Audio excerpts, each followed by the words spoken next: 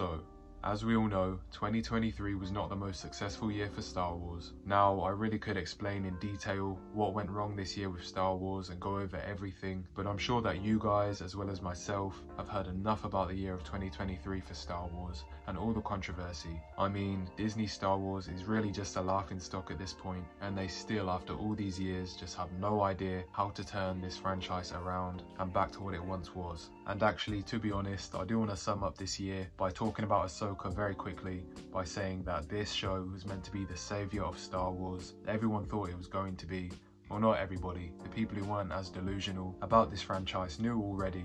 Disney didn't show any signs of making a good product anytime soon. I was one of the delusional people. I just wanted Dave Filoni, the guy that we all thought was the one hope for this franchise, to make a great show. And I, like many others, was coping all the way through Ahsoka until the final episode came out. And then ever since I finished the show and then watched it back all the way through again, just to confirm how I felt about it, I picked up all the plot holes. I saw the bad writing, the bad acting, the bad directing, the bad camera work, and I saw that Dave Filoni was indeed not perfect at making Star Wars. Now, don't get me wrong, we love the Clone Wars. It's some of the best Star Wars you can watch outside of the first 6 movies, and Dave Filoni has always been great with animation, but he is not good with live action Star Wars, and this show really brought that to life and showed everyone. And the truth is that Star Wars, at this current point in time, and for a long time, has had no hope and still does not have any hope until we really see some big changes. I mean, Kathleen Kennedy is still the head of Lucasfilm, and that alone sums up the whole of Disney Star Wars and Disney in general. The whole company is going downhill and it is failing.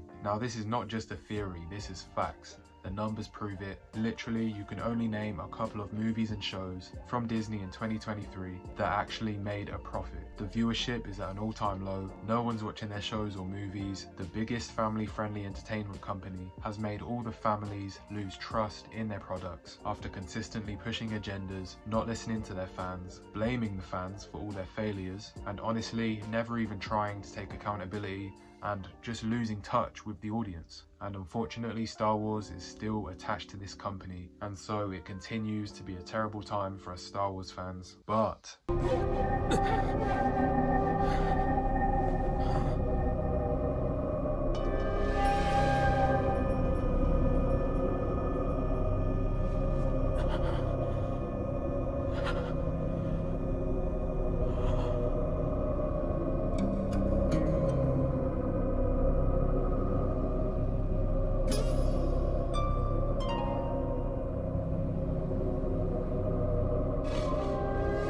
this is hard.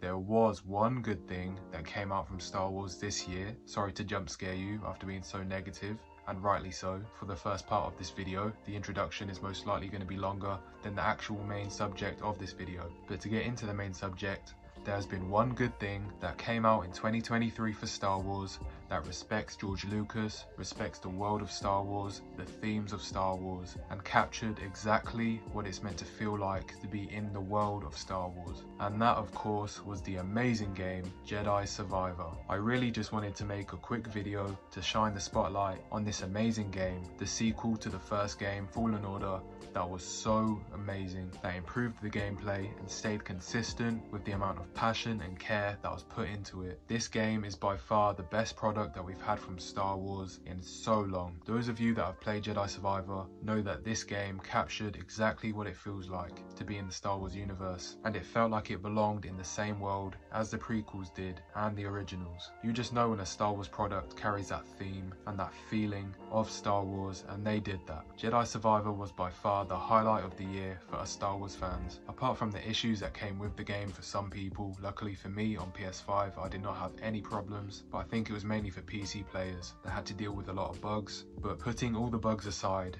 this game was phenomenal. And us Star Wars fans really appreciate, in these times especially, the thought and the care that the developers puts in to this story of Cal Kestis, and of course the entire game. Nothing in this era of Star Wars has been treated anywhere near as well as the Jedi series has been treated. It was the most refreshing and nostalgic time when this game dropped for all George Lucas Star Wars fans. It just reminded us of that joy we have when Star Wars is at its peak, or very close to it anyway. Now, in my opinion, the story was not as good as Fallen Order's story, even though I still love loved it. Fallen Order for me was just better. It didn't have the High Republic stuff in it. This game starts to get a little more Disney Star Wars, just by a little bit. But I feel like they had to. I feel like they were asked to put this High Republic stuff in it. But even then, somehow they made the High Republic more enjoyable than Disney Star Wars has ever made it. And that is no shock from these developers. They did a great job, and it was the best time of the year for me as a Star Wars YouTuber and as a Star Wars fan. Making them gameplay videos was the most fun time that I've had in so long with Star Wars, and just enjoying the game alongside all of you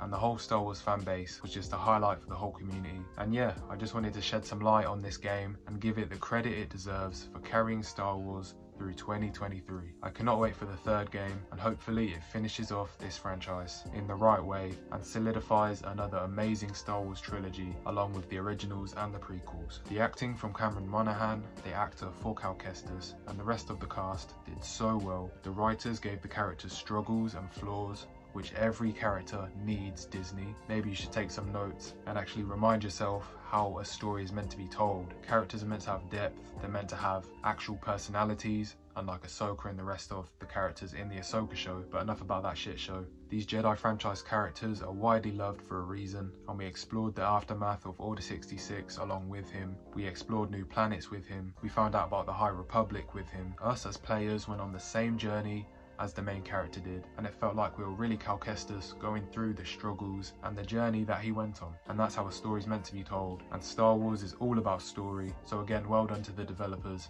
Amazing game. What did you guys think about it down below? Did it carry Star Wars for you through 2023? Because I'm confident that you guys agree with me in that aspect. What was your favorite part of the game? Let us know down below. Let's talk about it, and I'll see you on the next one.